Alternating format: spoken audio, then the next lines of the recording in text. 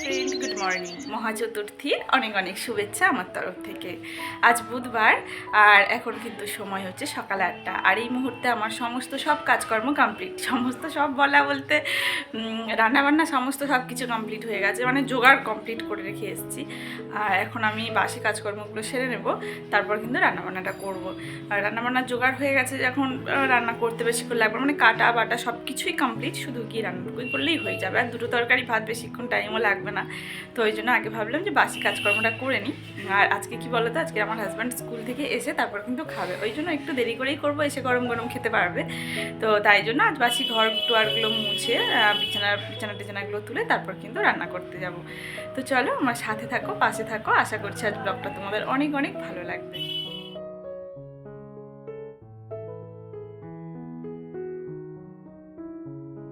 আজ চতুর্থী, আর আমার তরফ থেকে আমার পুরো ফ্যামিলিকে জানাই মহা চতুর্থী। তোমরা সবাই খুব খুব ভালোভাবে পুজো কাটাও আর খুব আনন্দ করো।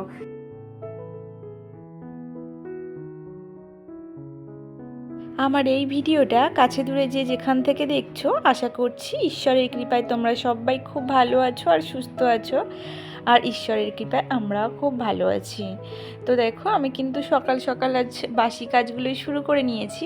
সকাল সকাল বাসি কাজ শুরু করেছি বলতে একটু ভুল হবে, কেননা আমি কিন্তু সকালে উঠে আগে রান্নার জোগাড়টা করে নিয়েছি। আর আজ উঠেছিও একটু তাড়াতাড়ি। তো রান্নার জোগাড়টাও করে রেখে এসেছি, আর রান্নার জোগাড় করে রেখে এসেছি বলে আমি কিন্তু ভালোভাবে বাসি কাজগুলো করতে পারছি। ভাবলাম আজ হাজব্যান্ড স্কুলে মানে খেয়ে যাবে না, যার জন্য কি আমি আগে বাসি কাজগুলো করে নিই, তারপর রান্না করব। রান্নার তো জোগাড় করা আছে, দুটো তরকারি ভাত করতে তো বেশি সময় নেবে না। ওই জন্য কিন্তু আগে আমি দেখো ঘর দুয়ারগুলো পরিষ্কার করে ঝাড় দিয়ে নেব, তার আগে কিন্তু বিছানাটাও পরিষ্কার করে তুলে নিলাম। নেওয়ার পর আমি আজ পুরো মানে দোতলার উপর দিয়ে সিঁড়ি টিড়ি সব ঝাড় দিয়ে পরিষ্কার করে কিন্তু মুছে নেব।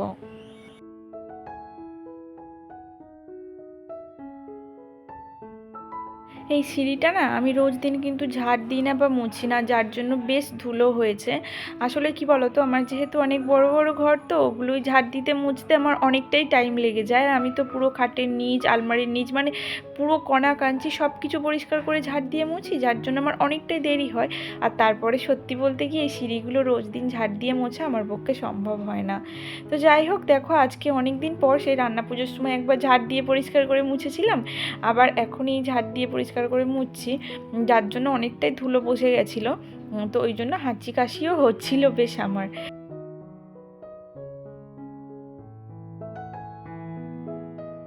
আমি একটা ছোট্ট গ্রামের একটা সাধারণ বাড়ির সাধারণ হাউসওয়াইফ। আর আমার এই সাধারণভাবে কাজকর্মগুলো তোমাদেরকে আমি কিন্তু ছোট্ট ছোট্ট ভিডিওর মাধ্যমে শেয়ার করে থাকি। আর আমার ভিডিও যদি তোমাদের একটু হলেও ভালো লেগে থাকে, তাহলে প্লিজ একটা করে লাইক দিও। আর আমার ভিডিও যদি আরও একটু বেশি ভালো লেগে থাকে, তো চাইলে আমার চ্যানেলকে সাবস্ক্রাইব করে আমার ছোট্ট পরিবারের সদস্য হয়ে যেতে পারো। আর এই মুহূর্তে তোমাদের ভালোবাসায় কিন্তু আমার পরিবার 316 জনের হয়ে গেছে।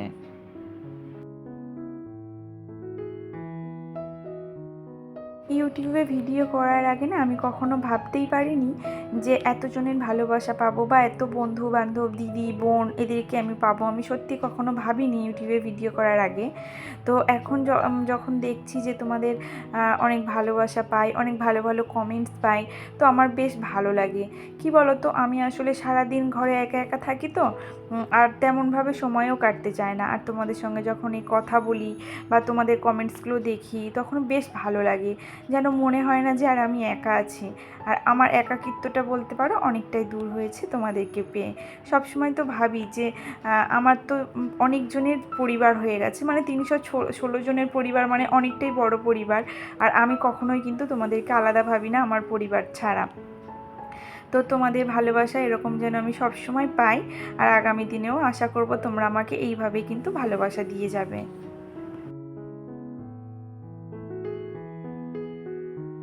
আর কথা বলতে বলতে কিন্তু দেখো আমার ঘর বারান্দাগুলো পরিষ্কার করে ঝাড় দেওয়া হয়ে গেছে। আর এই তো আমি কিন্তু ঘরগুলো মোছা শুরু করে দিয়েছি। আর এটা না সিঁড়ির উপরে, আজ সিঁড়িটা এমনভাবে মুছেছি যে ওলট পালট হয়ে গেছে। মানে আসলে সবসময় মোছা অভ্যাস থাকলে কি হয়, জিনিসটাও একটু তাড়াতাড়ি হয়, আর ঠিকঠাক কোথা থেকে শুরু করলে তাড়াতাড়ি হবে সেটাও মানে বুঝতে পারি আর কি। কিন্তু সবসময় তো মোছা হয় না, যার জন্য কিন্তু আমি বুঝতেই পারছিলাম না যে সিঁড়িটা কোথা থেকে ধরবো আর কোথায় শেষ করবো। তাই একটু ওলট পালট হয়ে গিয়ে আলটিমেট কিন্তু আমার কাজের অনেকটাই দেরি হয়ে গেছিলো। তো যাই হোক, পরিষ্কার করে সিঁড়িটা মোছার পর যখন এই সিঁড়িটা ইউজ করব তখন কিন্তু বেশ ভালো লাগবে। আর যে কোনো পরিষ্কার পরিচ্ছন্ন জিনিস ব্যবহার করতেও বেশ ভালো লাগে, তাই না? শুধু সময়ের অভাবে কিন্তু করা হয় না। মানে সব সময় তো এগুলো করা অসম্ভব হয়ে যায় আমার পক্ষে। এত বড় বড় ঘর বারান্দা মোছার পর আমার পক্ষে একদমই সম্ভব হয় না যে সিঁড়িগুলোও পরিষ্কার করে মুছি। আর এগুলো রেগুলার ইউজ করলে তাও মানে মোছার একটা চেষ্টা করতাম, কিন্তু সবসময় তো ইউজ করা হয় না সিঁড়ি টিড়িগুলো, যার জন্য কিন্তু আমি তেমন একটা গুরুত্বও দিই না। তো যাই হোক, দেখো এদিকে কিন্তু ঘরটর মোছার পর রান্না করতে চলে এসেছি। আর আজ রান্না করে নেব, এই রুই মাছ নিয়ে এসেছিলো, রুই মাছ দিয়ে কাঁচকলা আলু দিয়ে ঝোল করব।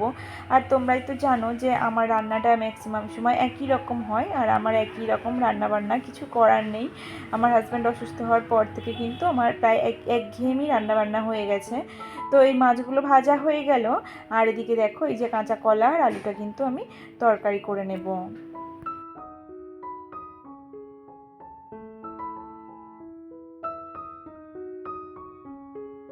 সবচেয়ে বড় অন্ধ সে যে নিজের কখনোই দোষ দেখতে পায় না, আর সবচেয়ে বড় অশিক্ষিত সে যে নিজেকে সবসময় কিন্তু নির্ভুল প্রমাণ করার চেষ্টা করে, তাই না?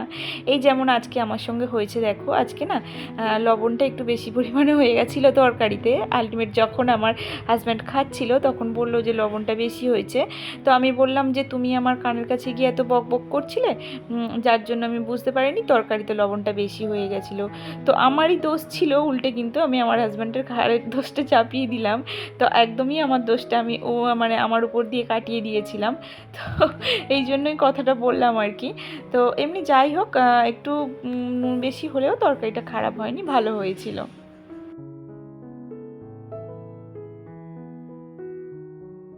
আর এই তো এদিকে কিন্তু আমার কাঁচা কলা আলুর তরকারিটাও হয়ে গেছে। আর এদিকে দেখো আমি আজ একটু বানাবো লাউ দিয়ে ডিম। তো ওই জন্য কি লাউটাকে একটু ভাপিয়ে ফেলবো। আর এখনকার লাউ একটু দরকচা টাইপের হয়, ওই জন্য কিন্তু লাউটাকে না ভাপিয়ে নিলে না সেদ্ধ হতে চাইবে না। তো ওই জন্য দেখো কড়াইতে একটু জল দিয়ে সামান্য পরিমাণে লবণ দিয়ে কিন্তু লাউটাকে দিয়ে দিলাম। তো ওটাকে সেদ্ধ হয়ে যাওয়ার পর ওদিকে আমি লাউটা একটু ভালো করে ধুয়ে নিচ্ছি ঠান্ডা জলে। আর এই লাউ ডিমটা আমি রান্না করি, মানে ডিমটাকে আমি প্রথম ভেজে নিই। আর আমি এইভাবেই বরাবরই কিন্তু খেয়ে এসেছি ভাজা ডিম দিয়ে লাউ রান্না করার। আর আমি কিন্তু যখন শ্বশুরবাড়িতে প্রথম আসি, তো লাউ ডিমটা রান্না করেছিল আমার শাশুড়ি মা, ডিমটাকে সেদ্ধ করে না লাউ দিয়ে রান্না করেছিল। আর যেহেতু আমি সেদ্ধ ডিম খাই না, ওই জন্য কিন্তু আমার একদমই ভালো লাগেনি সেদ্ধ ডিম দিয়ে লাউ। তো আমি কিন্তু ছোট থেকেই খেয়ে এসেছিলাম এরকম ভাজা ডিম দিয়ে লাউটা মানে খাওয়াটা। আর এইভাবে লাউ ডিম খেতে কিন্তু আমার বেশ লাগে। তো সেদ্ধ দিয়ে আমার একদমই ভালো লাগে না, কুসুমটা পুরো একদম মানে লাউয়ের সঙ্গে ঘেটে যায়, আর আমার একদমই ভালো লাগে না। তো বাধ্য হয়ে কিন্তু আমার শাশুড়ি মা যখন রান্না করতো মাঝে মধ্যে খেতে হতো। তো যাই হোক, এখন নিজে হাতে যখন রান্না করি তখন কখনোই আমি সেদ্ধ করে রান্না করব না। তো ওই জন্য কিন্তু ভেজে নিলাম, 3টে ডিম ভেজে নিয়েছিলাম। আর তারপরে দেখে দেখো কড়াইতে সামান্য তেল দিয়ে একটু কালো জিরে ফোড়ন দিয়েছিলাম, আর তারপর পেঁয়াজটা দিয়ে একটু ভাজা ভাজা করে নিয়ে কিন্তু লাউগুলো দিয়ে দিয়েছি। আর তারপর মশলা করে রেখেছিলাম আদা রসুন আর কাঁচা লঙ্কা বাটনা, সেটাকে দিয়ে একটু কষিয়ে নুন হলুদ দিয়ে কিন্তু জল দিয়ে ঢাকা চাপা দিয়ে দেবো। আর এটা খেতে খুবই টেস্ট হয়, যেহেতু ডিম থাকে, মানে ভাজা ডিম, আর লাউও তো থাকে। আর লাউটা তো শরীরের পক্ষে খুবই ভালো, শরীর ঠান্ডা করে। আর আমার কিন্তু বেশ লাগে লাউ ডিম মানে ভাজা ডিম দিয়ে লাউ খেতে। তো যাই হোক, তরকারিটা ওদিকে বসিয়ে দিয়ে আমি ভাবলাম কিছু কিছু বাসন আছে এইগুলোই মেজে নিই, কেননা বেশি হয়ে গেলে বাসন না মাজতে একটু সমস্যা হয়, বেসিনটা ছোট তো, ওই জন্য মাজতে সমস্যা হয়। তো যখন রান্নার বাসনগুলো পড়ে আমি এইভাবে কিন্তু অল্প অল্প করে মেজে নেওয়ার চেষ্টা করি। আমার ভিডিওগুলো তোমাদের কেমন লাগছে তোমরা অবশ্যই কিন্তু কমেন্টস করে জানিও, আর তোমাদের প্রত্যেকের কমেন্টসের উত্তর কিন্তু আমি দিয়ে থাকি। আর এই যে আমার তরকারিটাও প্রায় হয়ে এসছে, একটু উপর দিয়ে গরম মশলা ছিটিয়ে দিলাম, গরম মশলার গন্ধটা যাতে না থাকে, তাই সামান্য একটু কিন্তু ফুটতে দেবো তরকারিটা। আর এদিকে তো দেখো ভাতটাও বসিয়ে দিয়েছিলাম, তো ভাতটাও প্রায় হয়ে এসছে আর তরকারিটাও হয়ে গেছে। তো তরকারিটাকে নামিয়ে ভাতের ফ্যানটা কিন্তু আমি ঝারিয়ে নেব। তো তরকারিটাও টেবিলে গুছিয়ে রেখে দিলাম, তারপর কিন্তু ভাতের ফ্যান ঝাড়িয়ে কিচেনটাকেও একটু পরিষ্কার করে নিয়েছিলাম। তারপর কিন্তু স্নান করে এসেছি, আর স্নান করে এসেছি প্রায় অনেকটাই দেরি হয়েছিল, মানে প্রায় 1টা মতো বেজে গেছিলো। আর ভাবলাম যে সিঁদুর টিঁদুর পরে না যে জামা কাপড়গুলো চেঞ্জ করেছি, তো সকালে আর কাচিনি, ভাবলাম একবার চেঞ্জ করে না তারপর জামা কাপড়গুলো দেবো একসঙ্গে, তাহলে সব কাচা হয়ে যাবে। তো দেখো তাই জন্য কিন্তু স্নান করার পরে জামা কাপড়গুলো কাচতে দিয়ে দেবো। আর মেশিনের কাজ করুক, আর আমরা ততক্ষণ লাঞ্চ সেরে নিই। তো আজ ভিডিওটা এই পর্যন্ত শেষ করে দিচ্ছি, দেখা হবে পরের ভিডিওতে। ততক্ষণ তোমরা সবাই খুব ভালো থেকো আর সুস্থ থেকো। Thanks for watching, tata.